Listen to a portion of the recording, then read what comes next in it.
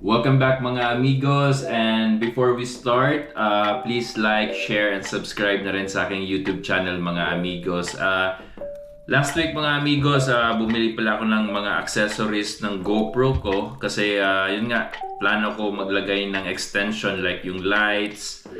So may nakita akong website na from China, parang Shopee din siya mga amigos. So doon ako bumili kasi mas cheaper siya compare sa Amazon. And by the way, napansin ko lang din na yung ibang product na nasa Amazon is nandun din sa kanila. Kapareha talaga mga amigos. So I think some of the products na galing Amazon is galing din dun. So parang nagre-reseller din yung Amazon mga amigos. Kasi yung price doon, pag i-compare mo, naka-diferensya ng mga 5 pounds or mga 700 pesos each yung difference mga amigos. Alright, so yun nga, last week nag-order ako ng 3 accessories ko na pwede kong magamit sa pagbablog. Hindi na siya masyadong kamahalan mga amigos, but para sa akin is very useful siya mga amigos. So ito na nga po yung package na dumating sa akin, so i-unbox natin, okay? Titignan natin yung quality nito if maganda ba mga amigos. Malay nyo, magustuhan nyo, di maganda, di ba? Alright, so ito yun mga amigos. First na binili ko mga amigos, ito yun. Yung nilalagay sa backpack natin dito. Wait ako sa inyo. Para nilalagay nyo sa strap ng backpack nyo, yung GoPro, parang nakaganon lang siya mga amigos. So no need mo na siya hawak-hawakan while naglalakad ka. So lahat ng angle at lahat ng pupuntahan mo is napupunan niya mga amigos na, you know, less hassle na rin mga amigos. Tingnan natin, ayan. Ayan yung pin niya. Ayan, lagayan ng GoPro nyo. Ayan. At saka ito yung para sa strap ng backpack natin mga amigos. Tingnan mo. Oh, ganda ng grip ah. Ayan. Ganda. Tingnan nyo ang quality mga amigos. Para sa akin, maganda yung quality niya. Tapos leather yung loob. Ayan. So bali ilalagay nyo lang ganun. Parang sa helmet din mga amigos eh. Kung titignan nyo.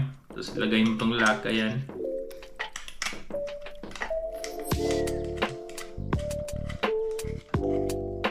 Ayan. Diba? Tapos yung strap nandito na. I think pwede rin baliktarin to. Tignan natin. Yung pag ganun. Yup, pwede mga amigos. Quality check, pwede oh, yung nakaganon lang. Or pwede yung nakaangat na ganyan. Di ba? By the way, meron din yung para sa cup natin. Hindi ko pa binibili, baka next time bibilhin ko yun.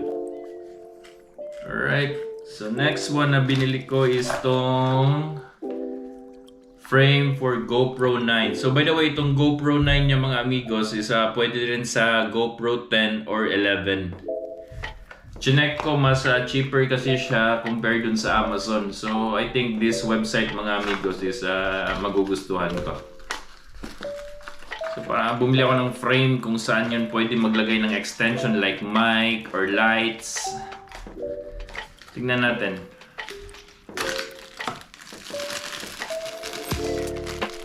Alright, tingnan natin quality.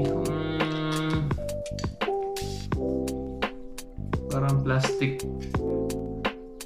Oh, maganda mga amigos. Oh. Pwede pang mic at saka pang tsaka sa lights.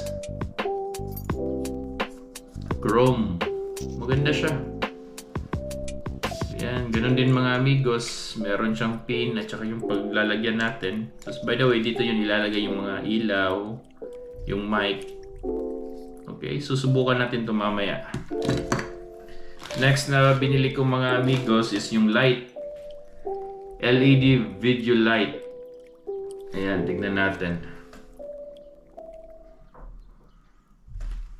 Buksan natin.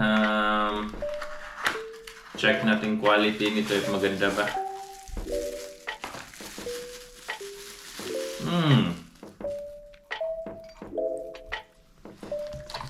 Parang pwede yata dito. Tignan natin.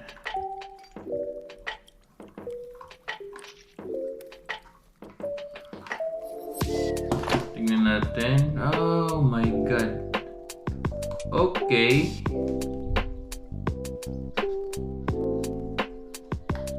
So, kailangan pala siya ng battery mga amigos. Ayan. Tingnan natin yung klaseng battery ba ilalagay nito. Ayan. 3 AAA.